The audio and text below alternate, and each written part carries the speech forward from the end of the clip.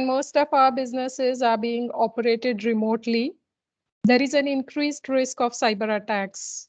We have come across some of such attacks during the last few months, and hence we believe it is our responsibility to create awareness about the risks our systems are exposed to, and if our end users are not adequately informed. We hope this webinar shall be informative and interesting to all of you.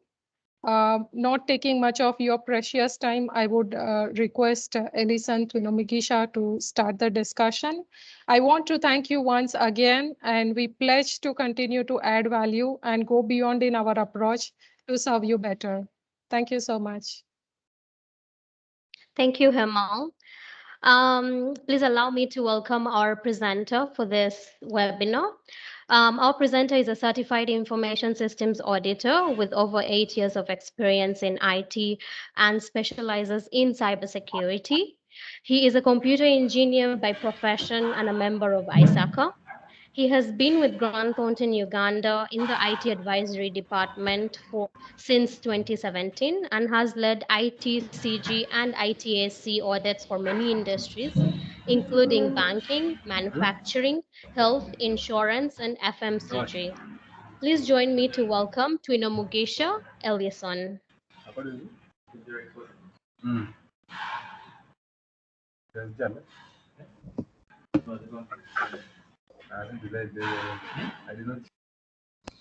Good morning, everyone.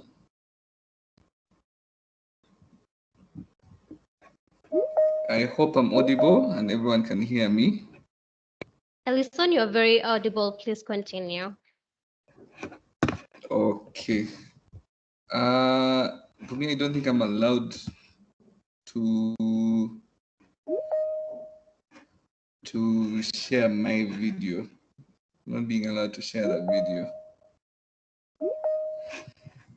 Anyways, I hope my screen is visible for everyone. I'd like to welcome you once again to this webinar where we are looking at the end users and explaining to you why they are your biggest cyber security threat. Now, many organizations have in place security measures to address cyber risk, including firewalls, antivirus, and many other configurations. And they invest a lot of money in them. But then we realize that all this becomes futile if the end users are not well trained on how to utilize these resources that have been given to them. So we felt it prudent in this era, especially where end users are working from home because of COVID, to come up and explain to everyone why end users are the biggest risk you face and why all the investment that you're making in regards to your cybersecurity becomes futile if you do not have well-trained end users. Now, I'll start with a quick poll. I would like this session to be as interactive as possible. So at any one point in time, if you have a question, do raise your hand. The moderator, Bumi, will let me know, or share, write in the chat or something like that so that it's interactive. I'd like to get your feedback and your input as we go along. So right about now, I'd like us to quickly go into a poll. On your screen, you're going to see a poll that I need you, those of you who can, to respond to. We'll give it about 2 minutes.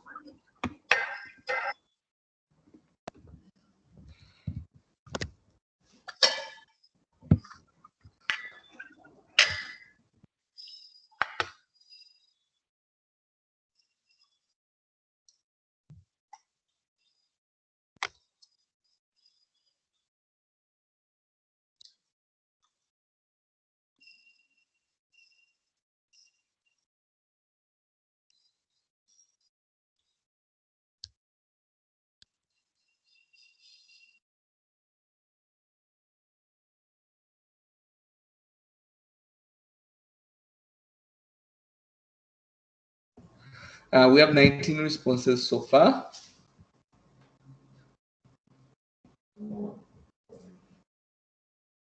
We'll give it 30 more seconds. And those of you who do not mind, you can share, you can quickly share your experiences. What happened? If you don't mind, you can share your experiences on how this happened, how your organization's cybersecurity was compromised because of an end user's mistake. Simply drop it in the chat. We'll read them out slowly by slowly, the most interesting ones at least.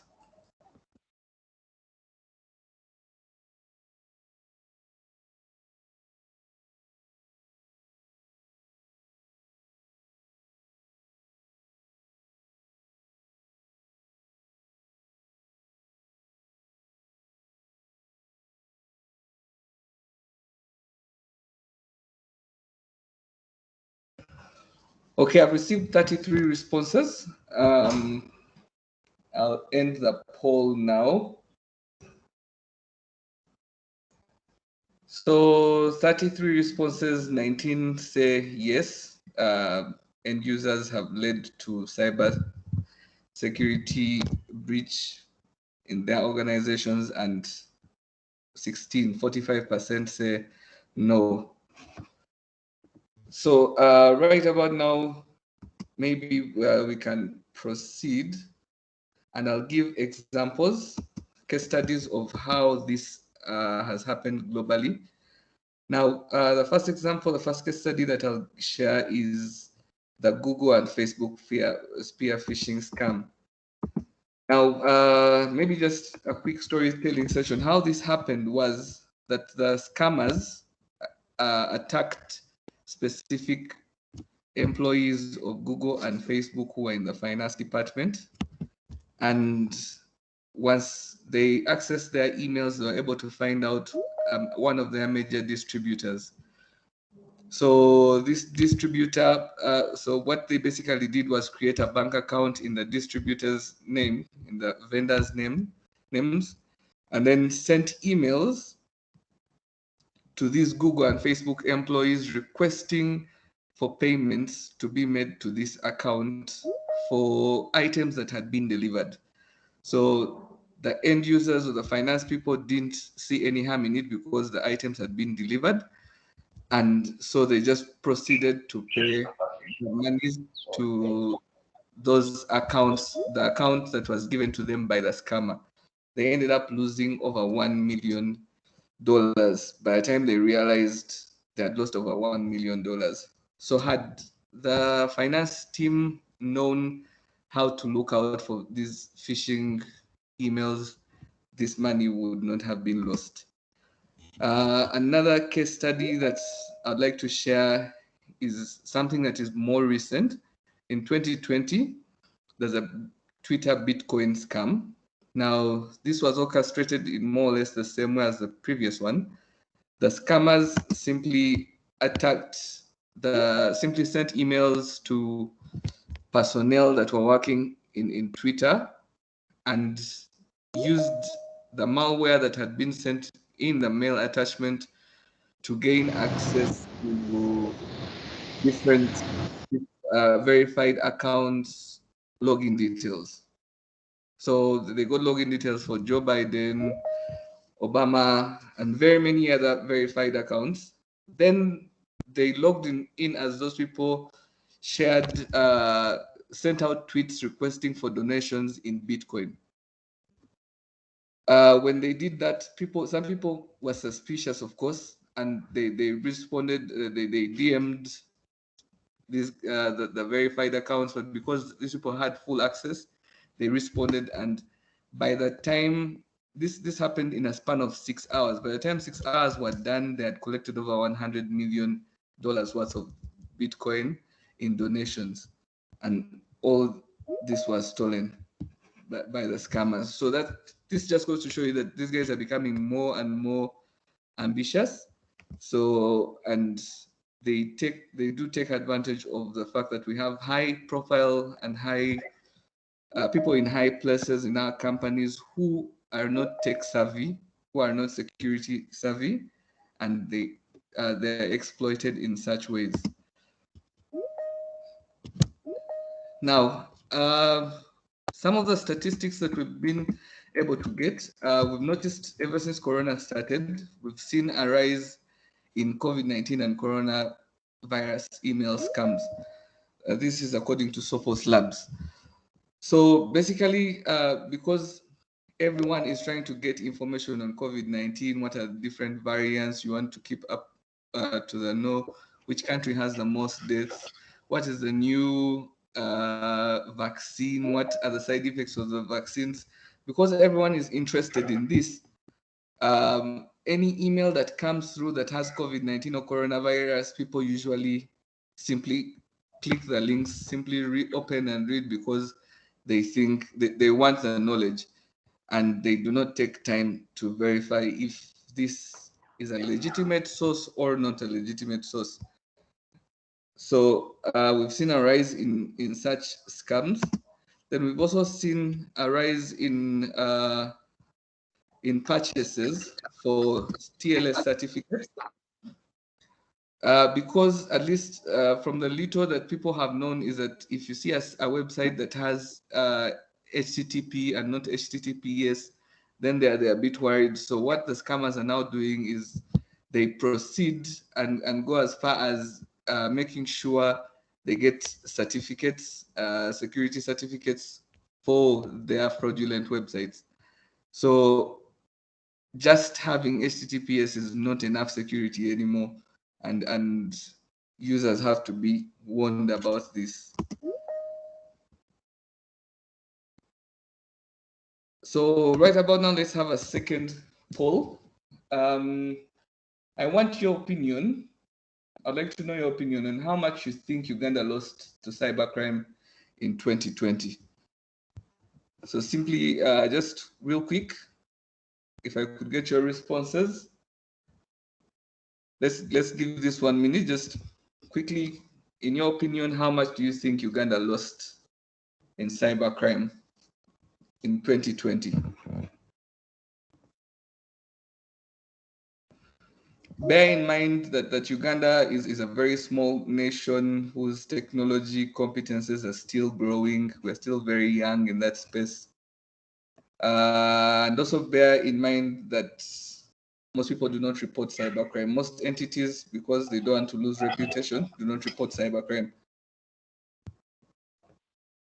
We have 30 seconds to go. I have 24 responses so far.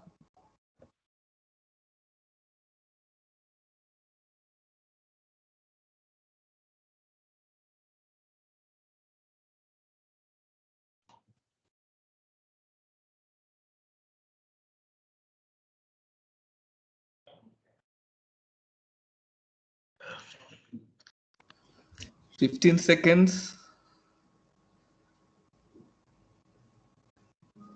We have 36 responses. That's about 50% of the attendees. Just ballpark. You don't need to know the actual figure. Just give a rough ballpark of how much you think Uganda lost in cybercrime in 2020.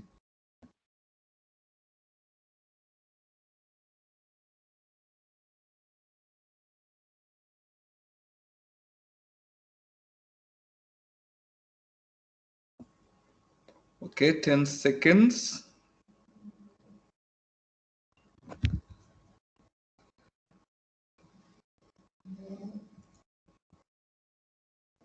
Okay, the poll is now closed. I see that the majority of you have said between $1 million and $3 million. And then the second majority thinks less than $500,000 in a whole year. I can give you the answer now. According to the Uganda police report, Uganda lost over $4 million in 2020 due to cybercrime. And these are only the cases that were reported. Now imagine if we include the figures of the cases that weren't reported, how big and staggering this number must be. day in, day out, cyber attackers are becoming more and are becoming bolder, and they realize that in Uganda, because we are still a young nation when it comes to security infrastructure, most people are not aware of scams. I mean, by the time someone sends you, some people are stealing money by sending fake mobile money messages, like things that are that obvious, where you can look and see that this is a normal number that has sent me the mobile money, and the person tells you send me back the money, and people actually fall for that scam. That just goes to show you that Ugandans end users are very, should I say, are not well versed when it comes to security and fraud and all that. So this emphasizes more why they need to be trained, because the level of scams that we're having are really primitive, and yet people still fall for them. So imagine the more sophisticated scams. If hackers really decide to invest their time in Uganda, it will be a minefield. It will be a gold mine. Sorry.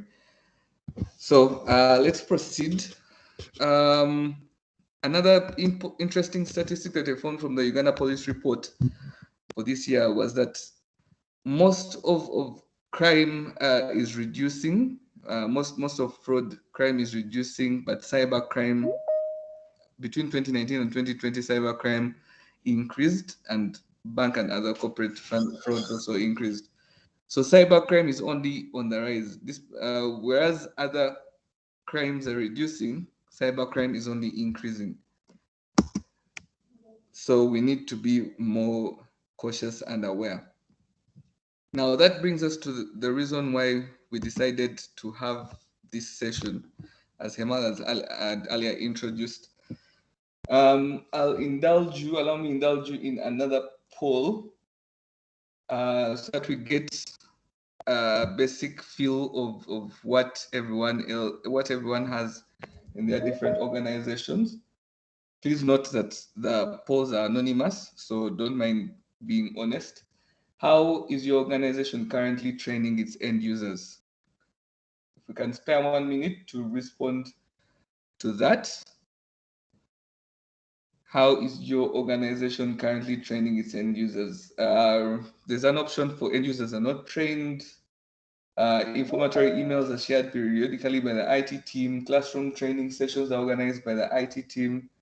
Classroom training sessions by external trainer. So it's outsourced. So everyone sits in a session and they're trained. Training is conducted for all when an incident occurs. That means the IT team waits, and let's say if there's someone who has been sent a phishing email or something like that, then everyone is trained. Or is it a one-on-one training session when an incident occurs? So if I receive a phishing email, for example, and I take it to the IT team, then they advise me personally on how to identify phishing emails without involving anyone else. I have 22 responses so far. 30 more seconds. Then we move on from this poll. I think responses are close to 50%.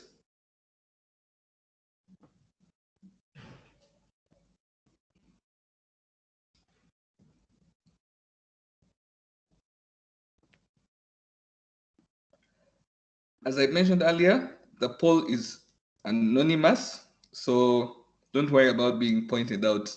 And no answer is the wrong answer here. So feel free to be as honest as possible. We have 40 responses so far. We'll give it 10 more seconds.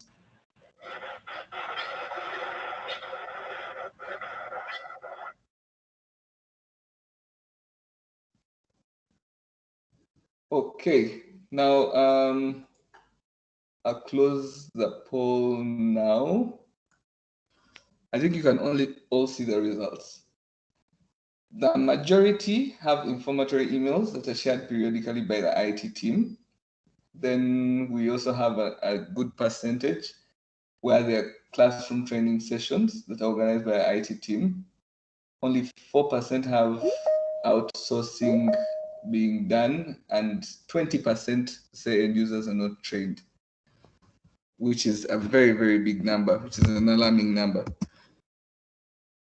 So in this session, what we would like to basically cover and inform everyone, especially the decision makers, on why we need to have trainings more often.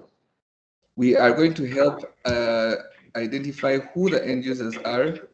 We'll also help give examples of how end users can easily be compromised and attacked.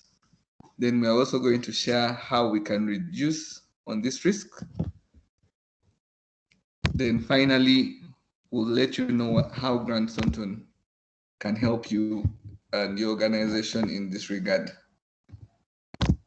So buckle up as we start. Now, who are end users?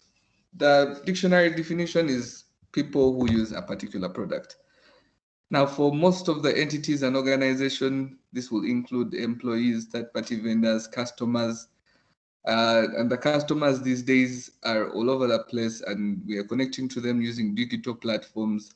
So as long as they are connecting to our systems in any way, they are end users, and they can adversely be compromised to attack our systems. We have also customers who connect using mobile apps, or employees who connect using smartphones to our internal networks with bring your own device these days. We have the employees who sit in office using laptops. We have Internet of Things. That's also an end user that can be compromised, like smartphones, fridges, and the likes. Then as we have more and more people working from home, this is also another end user that we need to put into consideration in this day and age. So what are the examples of how end users can be compromised? We have email attachments that might be infected. Examples of these are when someone can send you a link that you think is a video, and an attachment that you think is a video, yet it's an executable file. So you double click to play it, and it simply installs the malware into your system. Then we have phishing emails. Most of you are well versed with this. We also have end users who feel they can handle incidents themselves, who feel they know IT. I speak for many IT people when I say that these are very many. By the time they call you the IT profession, they've really destroyed everything, and it's almost too late. The malware is in the system. Then we have people who use storage devices that are compromised, whether they know it or they don't know it. And I'll give an example. There's a client we performed the forensics on for. This client is a commercial bank. Now, what happened is a customer walked into the bank, went to the manager's table, and requested for his bank statement. Now, ideally, usually what happens is the manager or whoever it is that's in charge will run the account number and write the account balance for you to know, or print the bank statement and give you. But this customer requested that the bank statement be put for him on his flash drive. So when the manager plugged in the flash drive and did the whole transporting sent the client his bank statement, while he was plugging in the flash drive auto ran and installed malware on the computer. So when we performed the investigation, we found that the malware had come from the manager's computer, and when we backtraced, this is how it had been introduced. So basically, that means there were weaknesses in the antivirus or the anti-malware that the bank was using, and also the end user did not know not to trust the fact that a customer can come with an infected flash drive, and he's simply requesting for something as simple as a bank statement. So we need to be very careful when it comes to such requests. Another way that customer end users can be compromised is when they use weak passwords and they use the same passwords for multiple websites. Usually, if one website is compromised and you find that the website is being used in multiple locations, then it's very easy for the same to compromise the Office network because they're using the same weak password. We also have people who come and actually steal the end user's property, especially now that we're working from home. It's very easy for someone to come into the house and steal, or the maid or whatever, to steal the computer and go away with it. And because at office you have all these physical controls, physical security controls that will help protect, but then at home and in transit, this becomes a little bit difficult. Then we have people who work from places that are easily accessed by the public. For example, restaurants, or if you're working at a front desk in an organization, and it's a bit easy for people to shoulder stuff and see how whatever your credentials are that you're putting in. We need users to be aware of that as well. Then last but not least, infected smartphones and mobile applications. Now, very many companies allow employees to come in and connect their phones to the network, either just to simply get internet, or they actually use the phones to work. But majority of people do not have antivirus on their phones. In fact, if I were to do a quick poll here, we would find that many of you do not have antivirus on your phones. Let me set up that poll and see what you all think.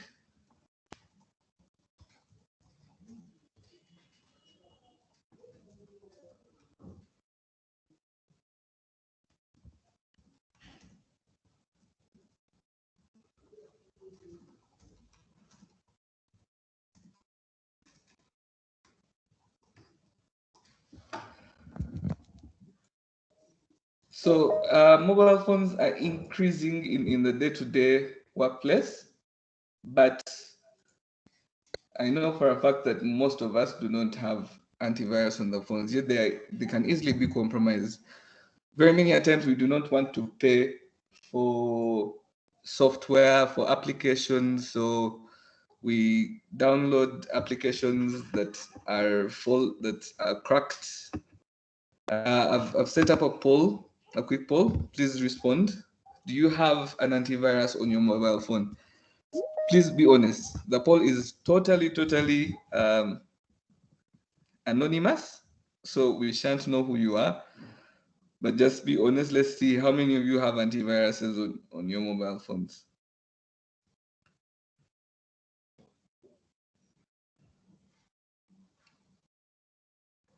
And I know with the advent of things like Office 365, we have emails on our phones. We take pictures of confidential documents on our phones, and many of us do not have antiviruses on our phones. We don't see why we should. I have 40 responses so far. I'll give it 30 more seconds.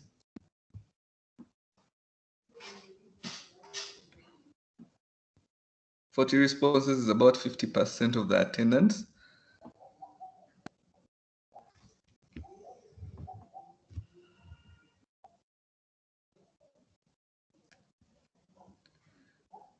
And if we hadn't made this anonymous, I would have wanted to know. In the chat, if you're an IT person, please just type and say, I am an IT person and I have an antivirus, so I don't have. Samuel is saying, I even didn't know that phones were supposed to be installed with antivirus because I thought they come with their own. No, unfortunately, they do not come with antiviruses, Samuel. Mr. Reddy, I hope you're an IT person, and he's confirming he does not have. Salim is the only IT person so far who says he has an antivirus. I have 52 responses so far. We'll have 10 more seconds. If you're an IT person, just quickly in the chat drop, say I'm an IT person and whether you personally have antivirus on your phone or not. We will not judge, I promise. 10 seconds and I close the poll. Julia says, if I may ask, Bumi, please note down this question from Julius. We'll handle it in the Q&A session. Already says he's not an IT person. Bumi, I hope you're noting down the questions. Timothy says, I'm an IT person and I don't have, and he gives a question there that we'll respond to. So let me close this poll so that we can continue. As you can see, 80% of the attendants here confess that they do not have antivirus on their phones. Only 20% say they do, which is a big thing. So this is why end users need to be trained more on why they need to have such things.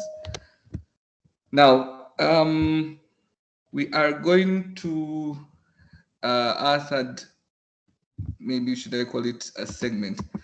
How can we reduce these risks? Now here I just need you we'll keep this one quick, about 30 seconds. How can we reduce the risks? And I would like you to give the most correct answers. The risks that we mentioned in the previous section. How can we reduce the risks that those avenues that are being used by hackers or people to manipulate and utilize these people, the end users? So we have implement and enforce the BOYD policy, which is bring your own device policy, enforce mail scanning rules in antivirus and firewall, enforce the incident management policies, train end users, stop end users from connecting mobile devices to the network. As I said, there are no wrong answers, but I would like you to tell me what you think the most correct answer is. We have 11 responses so far, 30 seconds to go. How do you think we can help combat all these avenues, of which I've just given examples? We cannot go through all the avenues that are being used to compromise end users. We can't go through the social engineering where people, these people reach out to you on social media, pretend to be your friends, and then before you know it, they're using you to hack into the network. As the poll is going on, I'm seeing Chris's hand is up. Chris,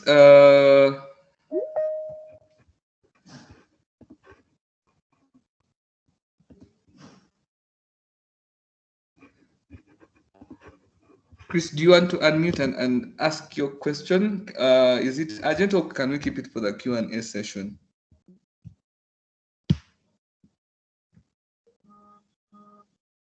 Or is your hand up by mistake? Okay. Chris is not responding. Will you please attend to Chris? We have 24 responses so far. I'll close this poll. in the interest of time. So 72% say train the end users.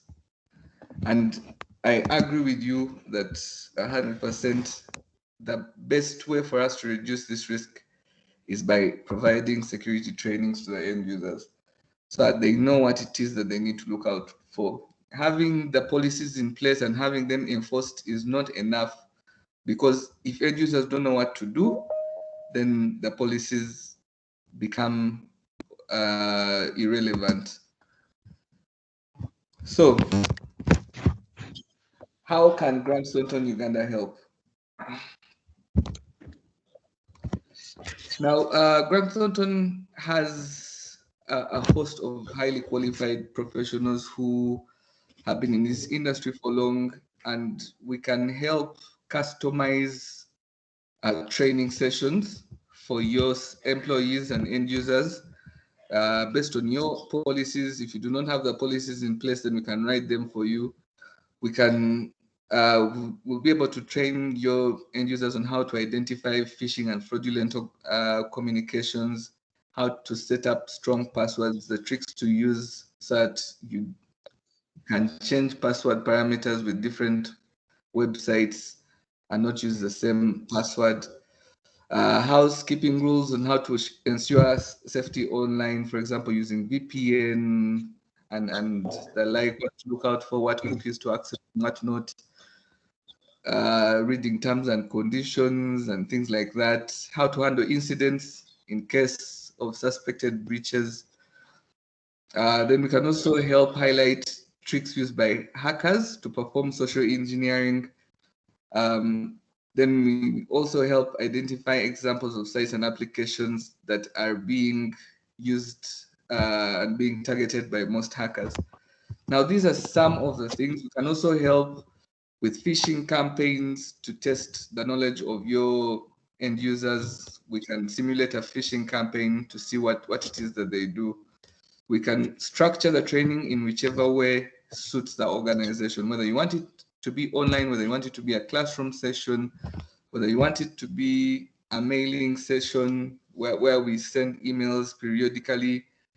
We can always sit down and agree on how to best help you and your organization, because we know you know your end users more than we do, but we know how to pass the message across better.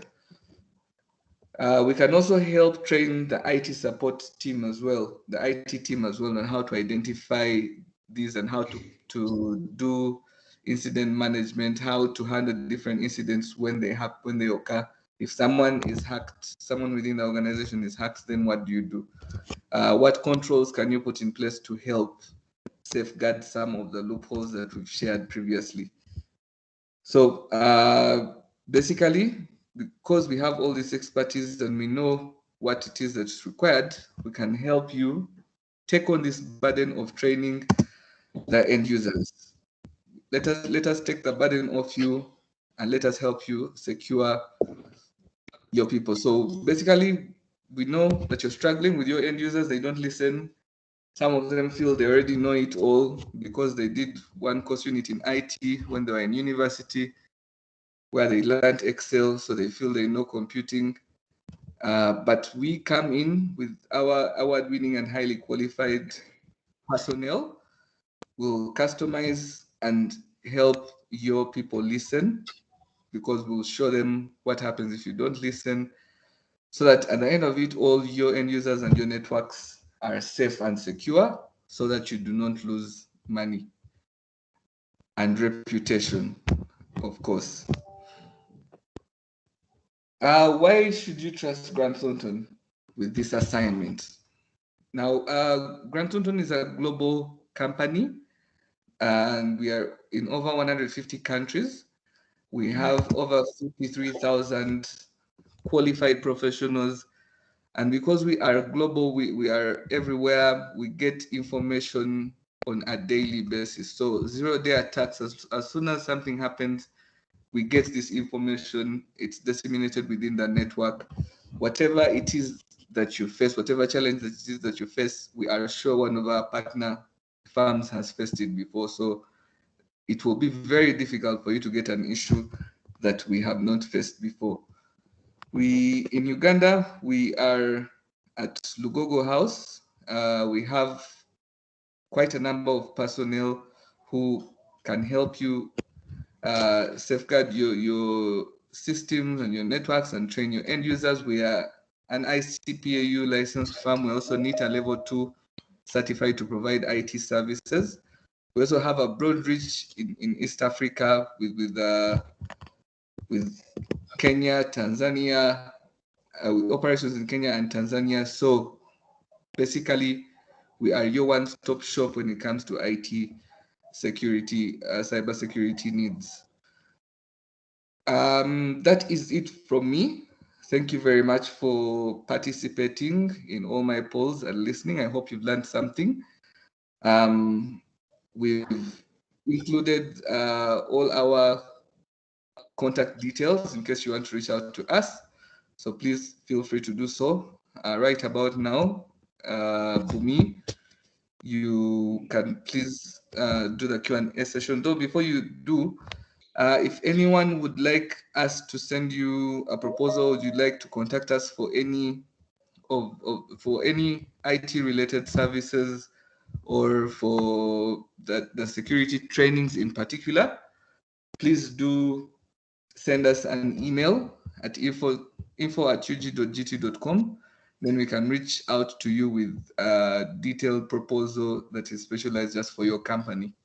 We'll look forward to that. So right about now, we can have the question session, Bumi. Thank you so much, Ellison, for this very interactive and informative session. I believe we all have learned something, especially, about who are the end users for cybersecurity risks, how we as end users, can be compromised on various options, such as our laptops, our phones, our emails, and many other storage devices and systems that we use. Especially also, how important it is to have an antivirus on our phone to protect our data. At this juncture, I would like to, attend to our question and answer session. So beginning with the questions that have been posted on our group chat, or the meeting chat, should I say. So the first question that I would like to highlight so that our presenter can attend to it is from Julius Kisere. He's asking, what is the best antivirus software for Android phones? Okay, thank you, Julius. Now, there are very many solutions out there, even free solutions that you can use for Android phones. Personally, I use Bits Defender for my phone, but it's a paid version. I do not believe in free things. They usually have hidden costs. So I'd rather pay for my service. And the prices are usually really, really cheap and affordable. Because it's about $60 a year and you can connect up to 5 devices. It's what I would personally recommend. But you can always reach out and we'll help you look. You also have to look at the specifications of your phone, what it can handle, so that you get an antivirus that suits it best. Thank you. Our next audience person is Gerald, who asked, can the end user be said to be compromised if they learn how to misuse IT system for crime? I beg your pardon? Gerald had posted this question. Can the end user be said to be compromised if they learn how to misuse IT system for crime? Okay. Now there's a difference between insider threats, and end users being compromised. Now, when talking about end users being compromised, we're talking about our end users who innocently are being scammed and they lead to us to the entities being compromised. Inside attackers will always be there, and usually there are controls in place to get them. People who will try to hack, the people who will commit fraud, any forms of fraud intentionally, those are inside, we call them inside attackers. They are not compromised end users. This session is for end users. So that is not an end user who is being compromised, that is an inside attacker. Thank you. I hope, Gerald, you have been answered. The next question is from Timothy. He says, I am an IT person and I don't have an antivirus software on my phone, but what does the periodic security update mean on Samsung? So the periodic security update is basically a patch that is released. This happens for most devices, whether Android or your laptop. So once the developers find either a bug or a loophole that can be used, they'll create a security patch and send it. Now, this protects you from attacks from your firmware. It will protect you from viruses or malware that might be introduced separately. Okay, thank you. Our next question is from Chris. He's an IT security person and he uses both an IDS and antivirus on his phone. Would it apply for iOS users? Is his question. Yes, despite the myth that iOS users cannot be hacked, we've seen very many examples of them being compromised. And there are several antivirus solutions for iOS users as well. Okay, thank you. Our next question is from Fred. How much do you charge for such services? And our keynote speaker, Himalsha, has responded that these are customized based on your organization requirements, and we try to be at most reasonable in our fees. We request you to connect with us separately for your specific requirements. The next question is from Shamim. She is asking, what is the best antivirus for Apple users? The same response I gave for Android would apply for this as well. It all depends on your processing capacity, your finances. So they vary. There are very many solutions out there, but you have to look at how much processing power your phone can handle and how much processing power the antivirus needs, and also how much you're willing to part money-wise to get the antivirus. Okay, thank you. The next question, which is there in the chat, is from someone from accounts in Unico. Google Chrome has this ability to save passwords for different sites. I'm sure most people find it convenient because you do not have to always type the password or login details. My question is that, is this safe or a risk? To some level, it is safe as long as you use, whenever you're using Google Chrome or any other password managing software or password manager, we recommend that you make sure that that password that helps open that manager is really, really strong.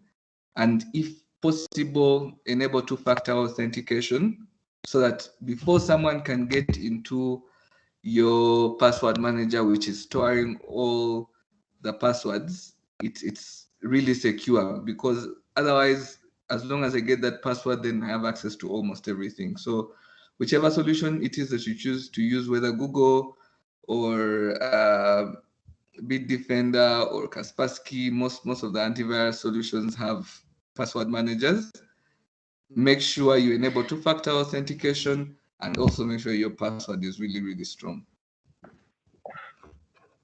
Thank you. I hope your question, sorry, has been answered. So these are the only questions I'm seeing in the chat. In case anyone has any other, please you can unmute and ask, or you can still type it in the chat box. Someone did ask about, sharing this recording for your future reference purposes. We're going to upload this on our YouTube channel, and I've already shared the link on the chat box. So it is going to be there in a couple of days, and then you can refer to the same. Also, I would like to, at this juncture, I would like to let you know that and request you to follow our social media sites, that's Twitter, LinkedIn, and Facebook, so that you can get these posts regarding alerts, any future webinars that we are having, and any insights that we share. So everything we do update them on our social media, and for you to be constantly updated, please do follow them. We are going to have a webinar soon on transfer pricing, and we're going to share the registration link soon on our social media sites. Please keep in tune for the same. Thank you so much and have a nice day. Thank you. Thank you for attending. Ellison, just a second. We have one more question, I think, in the chat box. Can a memory card with the virus affect an Android TV when used on it? Yes, if the virus was made to attack Android, then it will attack it as well. It will be able to compromise it. I hope, Solomon, your question has been answered. Thank you so much. All right. Thank you. Thank you, everyone. Thank you, guys. Have a nice day.